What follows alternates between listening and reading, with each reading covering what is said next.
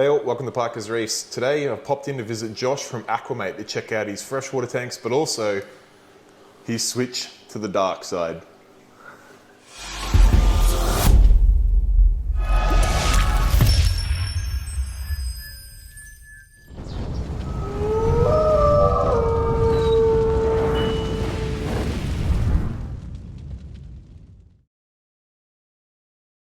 Alright, so I'm here at the headquarters of Aquamate, one of our fellow Oz fish tubers fish rooms, and he's been known as a absolute icon in the Oz fish tuber industry for a while now, and did a lot of work helping me out with Underwater Pet Expo in the national and also international range. And I don't know whether it was Underwater Pet Expo or just the fact that we've been chatting a little bit, but we've managed to convince him to dabble a little bit in the world of saltwater. So this tank's been, it was already running and it's been relocated here about a week ago. So I thought I'd just pop in and see if we can give Josh a bit of a hand with some common tips to get this thing running, and also maybe give him a little present or two.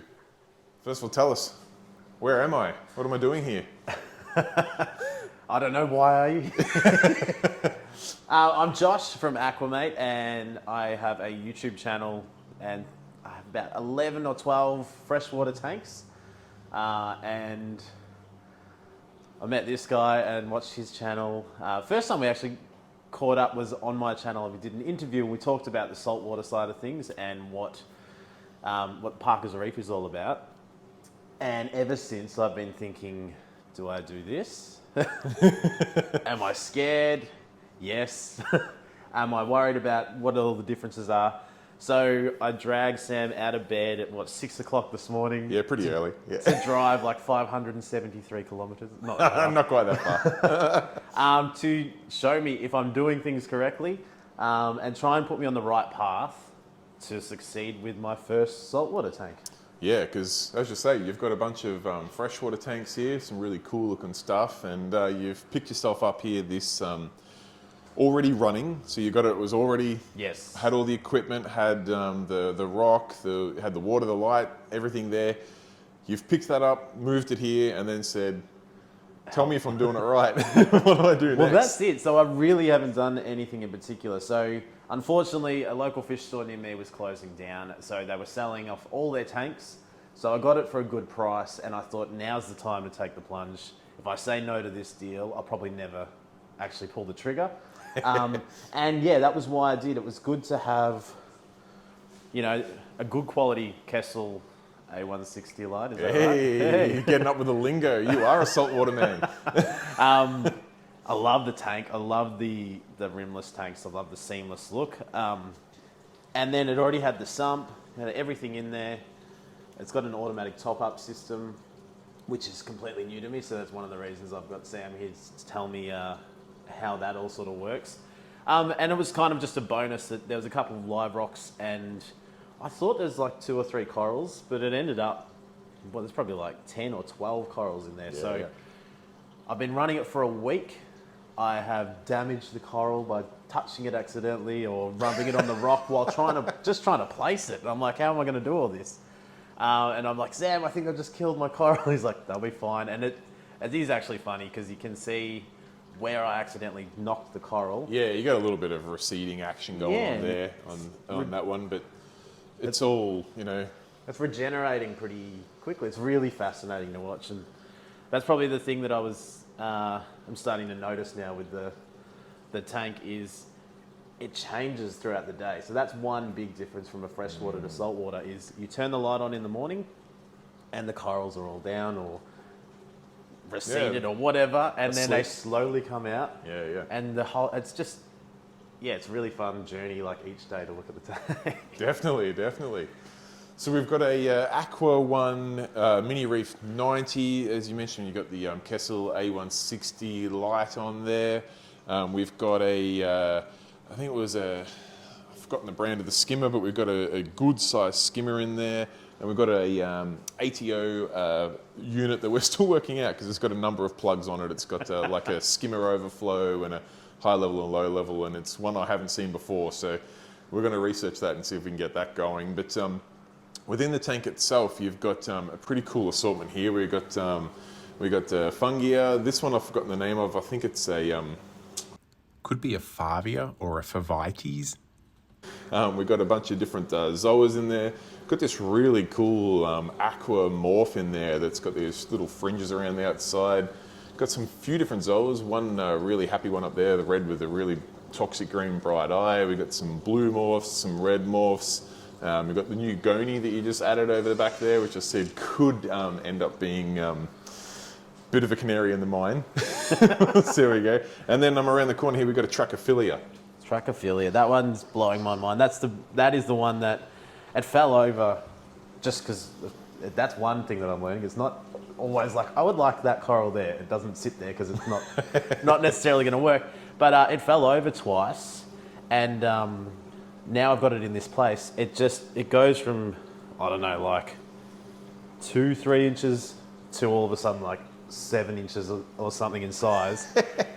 I've brought across a few little presents for you. In some of my mates, I'll give you the bag and let you open them up, and we can go through some of the presents. Woo-hoo. I'm not affiliated with Ford at all. I was It's just about a to say, handy little weird cooler choice. bag that I carry things around in. It is cold, eh? I suppose I grabbed that one because I wanted the wavy, soft sort of Absolutely. coral. Totally a And- natural cycle for everyone getting into saltwater tanks. Yeah, well, I was Everyone like, at I've got start, enough of the hard stuff, and which we were saying before, I'm like, it's all hard, but they're actually soft. And he's They're like, actually yeah. soft, yeah. So you've got 3 different types of coral, really. You've got a soft coral, then you've got a large polyp stony coral, which people often call LPS, which is Okay. what some of these ones are. And then you've got SPS, which is small polyp stony coral, which is what most people will consider sticks. So are they zoa? Oh, They all still have zooxanthellae through them. Okay. It's just comes down to their skeleton base and things like that. Ultimately, they're all just different. It's much like freshwater ones where you've got different sort of plants and things. They all need basically the same kind of care. Some of them are just a bit more forgiving than others. yes, I'm definitely that. So with all my freshwater tanks, majority of my plants are the very hardy plants. Yes. Because of that reason, there's things like that. A lot of those plants came from Blake's Aquatics. Yeah, great. Blake, good Well, friend of the actually- channel. Yeah. Actually, to be honest, only 2 of them did. And what's really interesting is I had that in here and it's not really growing properly. And I just chucked some in this tank, which is actually a cold water tank Yes, with a weaker light, yes. less flow. Oh, it's probably the same amount of flow. And all of a sudden it's taken off in the back and it was meant to be in it. So I can't really explain why, but that's... It sounds like plants are exactly the same as corals then. They just have you scratching your head. Why does that work? All right, so... So yeah, I couldn't come all this way without bringing a few gifts for your new tank. And the first one we got there is a Reef Revolution Pro Bio Blast, which the camera's just struggling to get a bit of focus on. Now, that's a probiotic, and what it's really good for is your tank will always have bacteria in there, and that's what helps convert the waste and things into nitrite and nitrate and whatnot, and break it all down so that the whole natural cycle continues. The trouble is when you've moved a tank or you've disrupted a tank, like you often will, or you've added new substrate, like you're potentially going to add some new sand in there, there's a lack of bacteria. It often either dies off or it's just, it's not as settled as it would be as if the tank's been there for 2 years. Yep. So that's a bacteria supplement that will help get you through that ugly part of the tank reseeding and re-establishing itself. That bottle will last you probably about 50 years because in a tank this size, I think you'd use like a drop or 2 a day, and it's a 100 ml bottle, I think.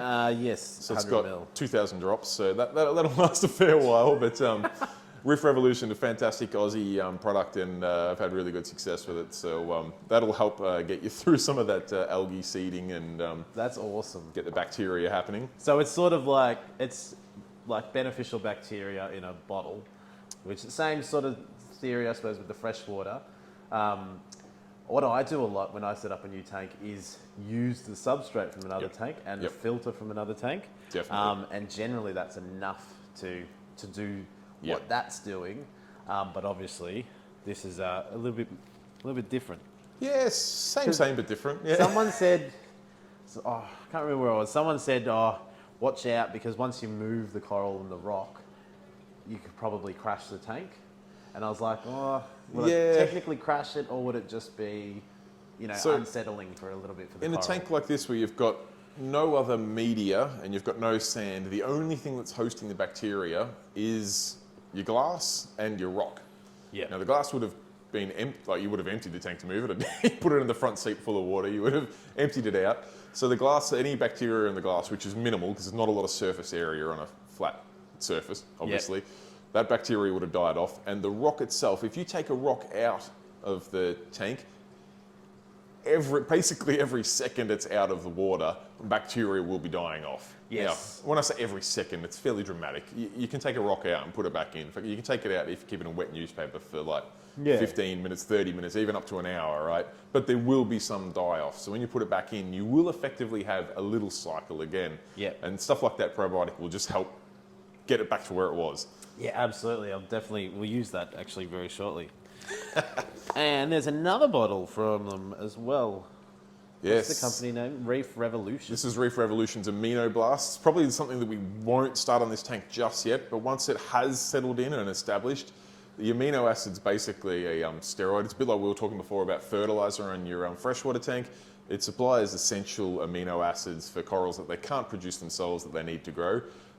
You will find you can get them, you'll get good coloration, good extension, make your corals puff up and be happy, particularly while this tank at the moment does not have any fish in it.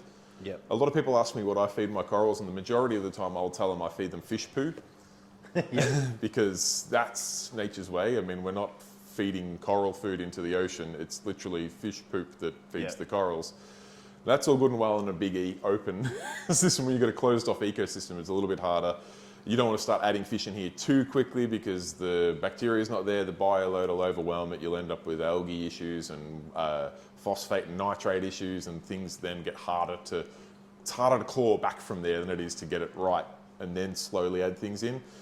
So once we get the sort of bacteria stabilized in the tank and all going well, you can add a little bit of amino acid in there, which will basically give your coral give them a bit of food and a bit of juice to grow with. Yep. Until you get some fish load in there. And by all means, the amino acid can continue on even once the fish are in there. It basically is that sort of steroid. So it's just like me with this. Yeah, when you dose it, it looks a lot like a Red Bull. It's the same sort of color. It's like this fluoro yellow color. Can you drink? No. No, that's awesome. And then there was some glue. Yeah, this is from my favourite couple in reefing, the Lemons. Zach and Gemma Lemon have this company called Yellow Stuff, and they make this incredible product called Sticky Stuff. Sorry, Yellow Marine is the name of the company. Yellow Marine. Yellow Marine, and their product is Sticky Stuff.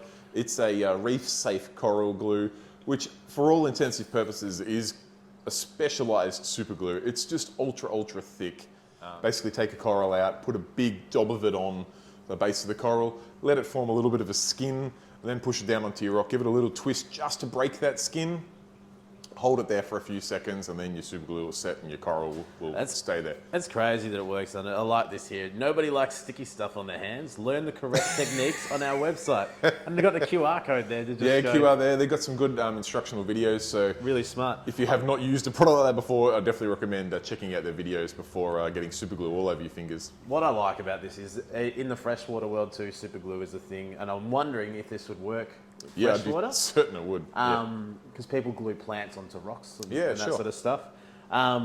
But yes, people go, oh, just get the right sort of super glue. So that scares everyone straight away going, am I getting the right one? So it's really handy to... They also have a couple of different blends. So if you can get one, I think that is thicker than that and one that's thinner than that. Yeah, so this is 2. There's 1, 2 and 3. Yep. I'm assuming 1 is the thickest, 3 is the... I wouldn't be sure. I'm sure Zach will chime in. He's a good regular viewer of the channel, so he'll probably pop something in the comments. I know, you're right. And then I thought I'd better give you something that's not from someone else. I better give you something from my own stash. And wow. I thought I'd bring along a couple of my, ironically, another very Australian thing, despite the name sounding very American. This is what's called Dallas coral.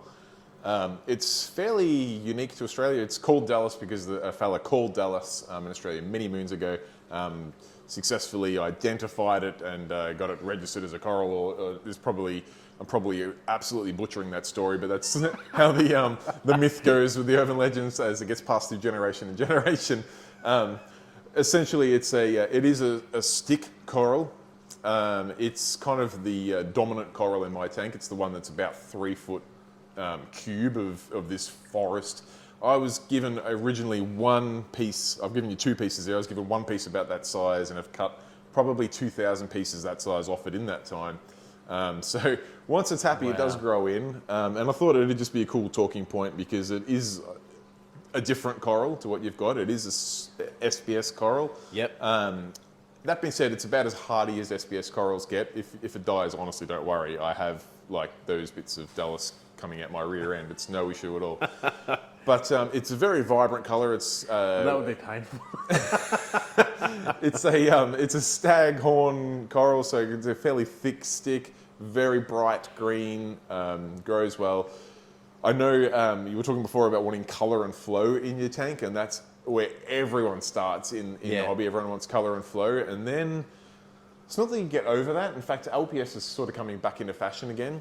The addiction with SPS is some of these corals don't really grow a lot. I mean, they do grow, the LPS and the zoas and stuff will grow, but they tend to sort of be, in our lifetime, you tend to sort of put them in the tank and they'll pretty much be what they are. They're kind of like an ornament like almost. something like this one. Yeah, like it will grow an extra couple of rings or something over like a few years, but it's not going to be something drastically different. Whereas SPS corals, in today's sustainable world and all this, rather than harvesting wild corals and stuff, SPS often come from cuttings like that, what we call frags, which is short for fragment. Yeah. It's essentially a trimming from your garden. Yep.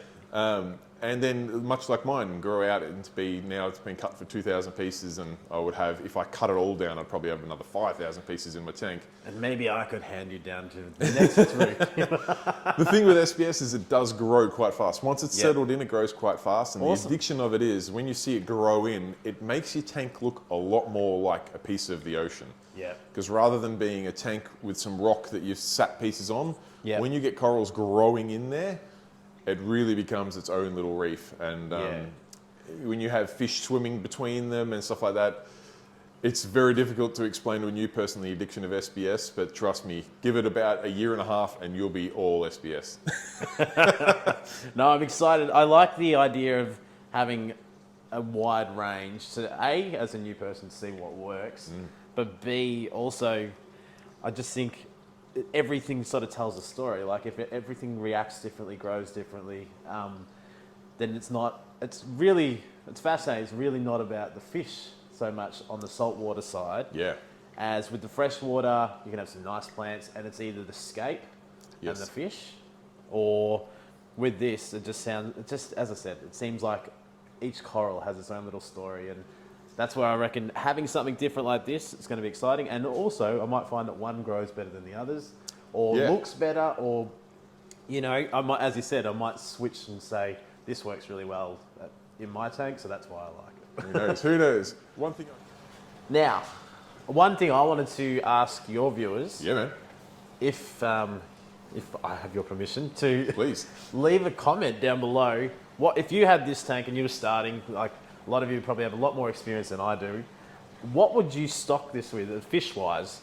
Because my idea at the moment is, surprise, surprise, I would love a pair of clowns. Yeah, man, that's the draw to reef tanks. Everyone wants a pair of clownfish. Well, yeah, I'm thinking a pair of clowns, and I really love the... I saw them probably a year ago, and I thought if I ever did a saltwater tank, I'd get them. It's just like a pistol shrimp goby pair. I love the symbiotic relationships that they have, and then clowns have a symbiotic relationship with anemone. Yes. Tell me about anemone, because when I ask a lot of shops and stuff, oh, is that an anemone? They're like, no, they're different. Yep. Why are they different? Yeah, right. You put me on the spot a little bit. I mean, a coral, it's not a plant. A coral is an animal. Yes. But I guess probably the difference is a coral's got a skeleton, and they don't move as much. They can move, but typically their movement will be that they'll stay where they are and they'll grow out a direction, whether it's towards flow, towards light, or just straight up. And sometimes, like, you might see, like, the Dallas we put in there, we put it at an angle like that, but it wants the light, so all the new growth will go straight up or something like that. Anemones have no skeleton, they're just jelly, and they have a foot that will move around. Like, it could be one day it could be here, and the next hour it could be there, and then they might live there for 6 years, and then one day go, no, I like this side more, and move over here. Strange little things, and probably the most frustrating thing about them is you can put them in a spot where it looks awesome. And typically when you get an anemone acclimated in, and you get it in, and you turn the flow off, because they will tend to just float around when you put them into a tank. Turn the flow off, put it where you want it, hold it there for like 10 minutes. Take your hand out, make sure it stays there for maybe another 10, 20 minutes, then turn your flow back on. Hopefully the foot will stick there.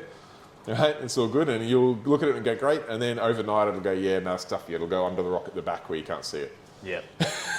That's anemones, they're fun. That was what someone was mentioning, if you get anemones and you have a wave maker, watch out, because they can find their way towards the wave maker and get chopped up. Anemones do have a bit of a kamikaze death wish. They just drawn to wave makers. And even things like your overflow grates, they tend to like to put half their body through that and then like get stuck and go, They sound really smart. They're stupid. Or even worse, if it makes its way down into your sump and then goes into the return pump and then basically just gets chewed up and cooked by the heat of the return pump. And you've got a fish soup in your tank. That's what it smells like. They're great.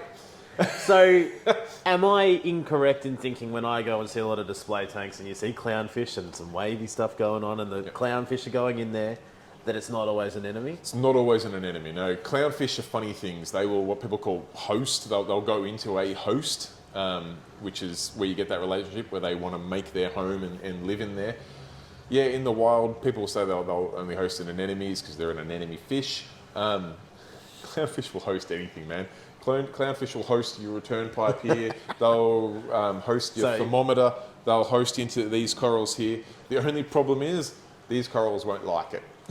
Anemones love it. It's a mutual relationship. They both benefit from it. The anemone gets food from the clownfish. The clownfish gets protection from other fish in the anemone. These corals don't like it at all. They basically it's almost like someone walking on your grass all day long. After a while, the grass goes, I've had enough, and you just end up with a dirt path there. Corals will do the same thing with a clown hosting them. So what would you recommend? Would you say, if you want clowns, get an anemone, or would you say, actually, if you use this sort of coral, it's more common and it's more hardy and it will stay, or? For your position, I'd totally recommend an anemone. You do? Yeah, because it's something that you just can't really replicate in the freshwater scene. So it's completely different. The downsides to it are probably not going to bother you so much in that it might move around, it might walk over other corals. They tend to walk over things and sting them. Just go, I want to go over here today and kill you, you're dead, I'll go back where I was. They're bastards. I don't like the way you're looking at me. They're bastards like that, but the fact that they do move around the tank and that one day they'll be here, one day they're there, to a reef purist, that's a pain in the ass. To someone relatively new to the hobby, it's crazy fun. And if you do get your clownfish hosting in the anemone, because the other thing is, even if you put an M in there, the clownfish still might look at it and go, yeah, I like this more. It doesn't always happen, but if you do get clownfish hosting in an anemone, it's a sight to see. It's beautiful. Well, that was one thing that someone recommended.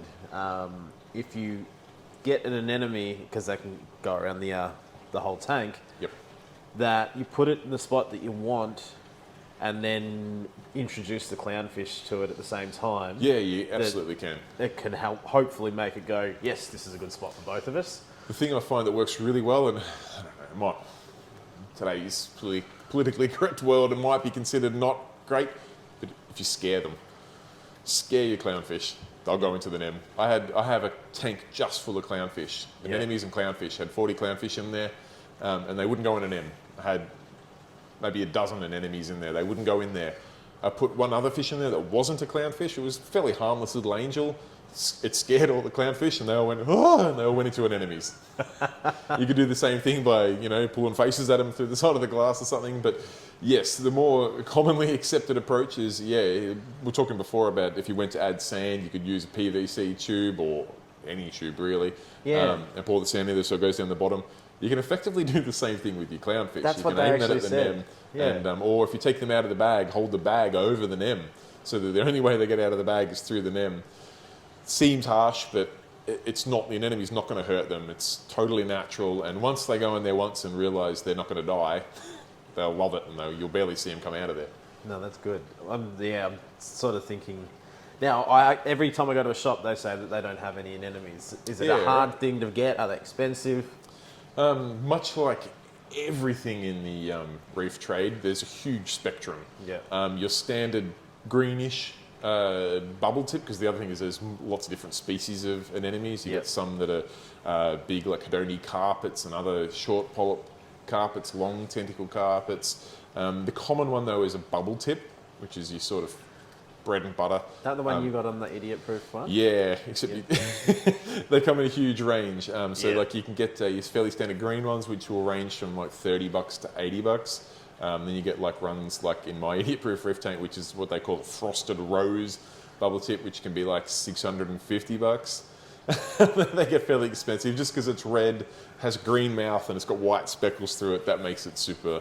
Have fun getting that one past the missus. Jeez. But this is also where the draw of marine tanks can come from, and I guess it's not that different to plants and even fish in freshwater. Is bubble tip anemones self-propagate quite easily. Okay. They'll grow and then just go, I want another one. Blunk, and all of a sudden you got two. And after a while, blunk, and you got three. So I paid basically a limb for my first frosted rose bubble tip. And now I've now got probably 8 or 9 in one tank. I've sold 20 of them. Okay. At $650 each. Wow. Which has paid for my aquarium hobby for a few years. Yep. So, I mean, all of these corals can be like that. The zoas are a big thing where people pay a fortune for one little polyp zoa, but once it grows into a few, you can sell the one for that same price you paid, and you've still got the original one. Yeah. And as they become a bit more common, the price comes down. You're still selling them. So a lot of people try to recuperate money or even make money from the hobby that way. Yeah. It's hard work though. So my mind's just going into all these ideas like, oh, maybe that's I could try. So I get too far ahead. I've been keeping fish for a long time, so the idea of keeping fish doesn't scare me. And the idea of trying corals versus plants doesn't scare me, but that's why I think I'm worried that I'm probably going to try and run before I walk a little. Yeah, so, stick to the basics. I wouldn't be trying to propagate things just yet. Try to keep them alive and then try to get them to grow. And then once you're having trouble with them growing too much, that's when you can start cutting things and bringing them out from there. It's all about getting stability into this tank now. We were talking before about the dosing pump you got included with the tank. It's a mistake that I see 90% of new people make, is they think by putting things into the tank, it's going to make it better. Yeah. Well, no, absolutely not. You want stability in the tank, and the only reason why you put things into the tank is if something's consuming it. Now, it takes a long time for coral to get to the point where it's settled, it's happy, it's going to start to grow and start to pull all those elements out of the water, to the point where it's pulling more out of the water than you're supplementing by changing the water out every week. Yep. It takes a long, long time. People get into the trouble of putting stuff into their tank early, going, if I put more alkalinity in there, it's going to make it grow quicker. No, it spikes, makes it grow slower. In fact, will probably kill it. Yep. The best thing you can do for this tank now, once you get the bacteria well and truly stabilised, is just water changes. Whenever in doubt, water change. No, I think I'm thinking while you're talking, I'm like, now tomorrow I'm going to go and get sand, and I'm going to get RO water so that I'm ready for the top up. Yeah. And yeah, we were talking before about in freshwater. It's very common to have like a fishless cycle using beneficial bacteria. And I've always been a believer. I'm lucky I've got so many tanks that I'll use something from another tank. But I'm wondering whether, we spoke about it before. I've been warned by a billion reef keepers don't get damsels. Is that right? Damsels? Yeah, don't get damsels. Yeah, they look cool. They're cheap. They're bright coloured. They look amazing, yes. But they're jerks. If you get damsels, you will only have damsels. Yes. So then, if you like them, that's great. That's the only fish you can have. Yeah, the chromis. Chromis are fine, yeah. So they're another one that's readily available, I've noticed. Yes. And they look really good as in a school, but it's probably too small to have a big school, obviously, of fish in here. But if I was to say grab a couple, like 2 Chromis or something, Yep. to sort of help with that cycle as well. And obviously, I like the fish as well, so it'd be cool to have them and some clowns and something going on at the bottom. Would you, is that a no-no at the moment, or? No, realistically, this tank is cycled in that it's, even though it got disrupted, it's been through a cycle and it got disrupted, so it will have a mini cycle. And it has been running for, what, a couple of weeks now since the disruption? 1 week. 1 week. 8 days. Yeah, it's not a long time, but I mean, if you keep your water changes up, run the probiotics to keep the bacteria in there. Yeah. Chromis are small fish. They don't have a huge bioload. This isn't a massive tank, but it is 90 litres. It's not like it's a It's not a vase nano or something. tank, yeah. Like it's got a decent volume of water. You could add 2 Chromis. You'd probably want to keep, we're talking about your parameters before, keep an eye on, if you see any nitrite at all, you need to be getting some water changes in there, getting more bacteria in there. Nitrate's okay if it's under 20 or 30 or something like that. You wouldn't want to go over that, things will get deadly. But nitrite and obviously ammonia, no different to what you used to there. You don't want to see any of that in the tank. But a couple of Chromis wouldn't hurt things at all. Yeah. The only thing to watch out with Chromis, and it happens to some people, not to others, Chromis have a tendency of always ending up with one. They tend to peck each other off. Okay. Throughout my experience, I find that doesn't tend to happen till after about a year. Yep. They normally coexist for a while, and then after about a year, someone wakes up angry and they go, there can only be one. God. Okay. That's interesting. But at day 8, a year's a long way down the track. No, exactly. Well, that's the other thing as well. Like when you have a tank this size, I think you got to think pretty hard about what you're going to stock it with, because, we're going to be limited with a few options. And that's the other thing. Like get right into it. Definitely want clowns. Yep. If I get a couple Chromis, then I get the pistol shrimp goby pair, and then I go, oh, I really want this fish now. Yep. Like, you don't want to be in that position as well, because that's okay. I can do that over here because I have heaps of tanks. Yes. And then, yes, maybe I'll end up with more of these. We're going down this big wormhole. Man, it's all good. All right, well, while you're here, might as well give you a little bit of a tour of the freshwater fish. Absolutely. It's not a freshwater fish room anymore, is it? It's both. The Aquamate headquarters, here we are. This one, I just did a video on this one 2 weeks ago. It's a cool little setup. I got it from Nanotanks Australia and Aqua EL. So they sent me this cool little 10-litre tank. So it's a tiny nano tank. It's got the heater, filter, light, all included with the tank. It's nice and neat looking. And they sent me the soil and the rocks and some of these plants. I've added one of my own. I'm going to add a few more plants to it, and then I'm going to put a whole bunch of shrimp in there.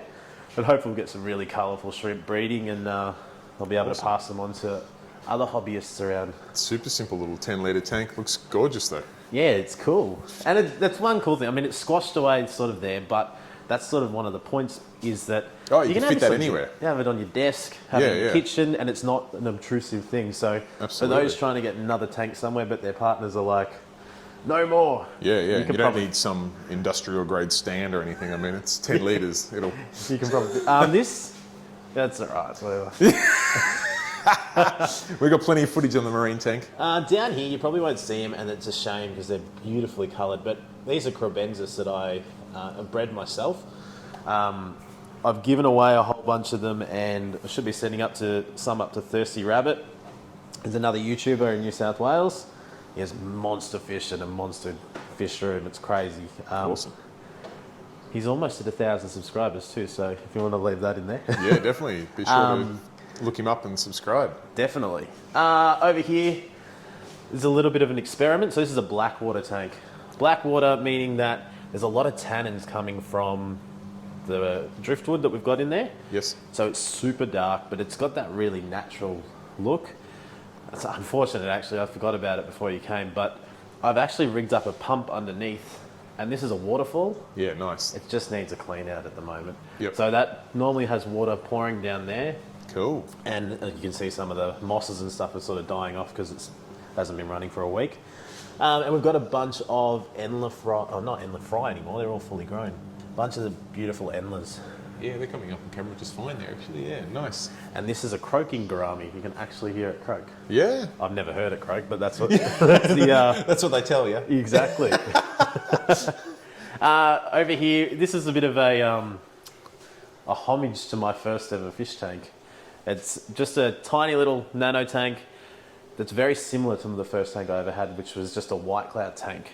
There is only endler fry in here at the moment because I lost a couple of white clouds due to something I'll explain to you in a few minutes. But mainly, these are all very easy to keep plants. This is pothos, so that's actually growing out of there, and it's also growing in the other tank. I really like the way that it can sort of grow above the tank and give you a really natural look. Definitely. With a fake background. This is just probably the most heavily planted tank. We've got different we've got Amazon swords and a bunch of plants that I can't say the name of because they're all so technical. But anyway, that's all growing in there. And we've got a cool little school of the Harlequin rasboras. I was going to say cherry barbs. I was wrong. I was Sort going of to say, close. I nearly got a freshwater fish right. And you can see just over there, actually, the red shrimp, the bright Yes, red I can. female shrimp. They're the ones that I'm thinking I'm going to put in that shrimp tank and hopefully end up with a bunch of those. Yeah, cool. Because I've got a bunch of black ones in there too. This tank over here is halfway through setting up. So this is called a dry start method, for those that don't know. Okay. Basically, you do your hardscape, you put your rocks everywhere, and you put your aqua soil in. And then I bought some Monte Carlo plants. These are tissue culture plants. This is a different type, but they come like this. Basically, wash all the gel off that's helping keep the plants alive in the little container, and then just slowly break it up and replant it. I did that almost 6 weeks ago. Right. And it's starting to create a carpet. So hopefully in the next 2 weeks, you won't see any of the soil. It'll just be green like grass. Right. And then you'll have the mountains. And I've sort of chopped up some Java moss and I've painted that onto the rocks, and it's starting to take and grow on the rocks. So it should look like a pretty... It's such a different concept to what we do in the marine world. Yeah, it is. It's actually the first time I've done it. I was inspired by some of the aquascape artists at the Underwater Pet Expo. Sure. So just another cool story to come from the expo. But what's going to be tricky about this one is it will need CO2. I've never used CO2. All my tanks are pretty, you call it low tech, pretty simple. This one is going to need CO2. So it's going to pump, you have a big canister that's going to pump CO2 in there to help the plants thrive. So that's an experiment waiting to happen. Over here, this is a mess, this tank. This is some cichlids that I'm trying to sort out. Sure. But yeah, we've got the large goldfish. This is it's a pretty important part of my channel because I'm trying to show people that you go and buy a $3 Comet from the local fish store and put it in a little fish bowl. That's what it can end up like, and that's not even fully grown. So it's so really important to think about the fish that you're going to buy and how big they're going to get and how long they're going to live, because some goldfish can live up to 25 years. So yeah, you don't want to just cram them into a tiny... puppy's not for Christmas, it's for life. Well, that's Goldfish it. is the same. And I don't know if this is a thing in the saltwater world, but we do refer to some fish as water puppies. Things like Oscars and stuff, they have a personality. They come up to the tank, up to the glass when you walk in the room, and they follow your hand around. Like, you can build that relationship, and goldfish can be like that too. Definitely. We'll come back here in a minute. I've just put some algae wafers in, and I'm trying to lure out. I'll show you this one tank inside. Sure. So this is the display tank that makes it inside the house. Yeah, which turned into a big mess. Now, it turned into a big mess. We were talking about this before. Blackbeard algae. If you want to have a look at the very top there, that's blackbeard algae. Yeah. Yep. Now that overran the whole tank. You can still see it in certain spots, but I've done a big clean up, and honestly, I was about to just throw all of this in the bin, move the fish to another tank, just completely restart. But I've been able to kill off a lot of this blackbeard algae, so now I'm thinking I can start adding more plants and more rocks and try and make it a big lush planted tank. These are my favourite fish, rummy nose. Yep. Yeah, they're gorgeous. There's about 15 in there, and they just school. Striking colours too. I reckon they're the best schooling fish. Yep. At least in the freshwater, but definitely one of my favourites. And just some more tetras and little cory catfish, and there's also like a little dwarf cichlid, an Apistogramma cockatoides, which Blake's Aquatics bred and gave to me. Nice. So back to why I think I lost the white clouds. I had blackbeard algae in that tank too. You're meant to, well, the directions are to dose the tank and then do water changes, but I was getting no results. So I actually took a syringe and just directly applied it to the blackbeard algae. And what happens is it goes bright red when it dies, and you know you're on top of it, and then it just goes away, or it gets sucked through the filter. But this all went bright red, so I got a bit excited, and I did it all, and I noticed that I had a lack of flow. I didn't have the air bubbles going, so I actually lost a couple of fish here, and I lost some of my white clouds because I was doing the same thing. So definitely works, but you've got to do the water changes pretty much within a couple of days at least. I think I left it for a week, and that's where I think I went wrong. But now we're on top of it. And fun fact, you'll notice the endler guppies have made it into almost every tank that I have. Angela guppies. But that's it, yeah. Nice. All right, guys, there you have it, an epic video of the Aquamate headquarters showcasing his brand new reef tank as well as all of his freshwater tanks. I hope you enjoyed watching the video as much as I did making it. If you did, be sure to give it a thumbs up. If you have any questions for myself or the Aquamate team, pop it in the comments section down below. And as always, please consider subscribing to the channel. It's completely free and it'll take 2 seconds of your time. It'll make sure that you won't miss any of my future videos. And also maybe pop over to the Aquamate YouTube page and consider subscribing there as well. Finally, I just want to give a quick little mention that we have now launched a Parker's Reef membership program, which will, if you're really enjoying the channel and you just want to get some additional perks and some more content, like some interactive live stream videos and possibly even some coaching one-on-one with your reef tank, be sure to check out my membership program. You can see it by clicking on the join button down around there somewhere near the subscribe button. Never fear though, folks, if you're not interested in that, you just want to enjoy the free content on this channel, you're not going to miss out on anything at all. Parker's Reef's here to stay, guys, but I won't talk any more about it for now because this video has already gone well and truly long enough. Stay safe, keep reefing, and catch you next time. Bye.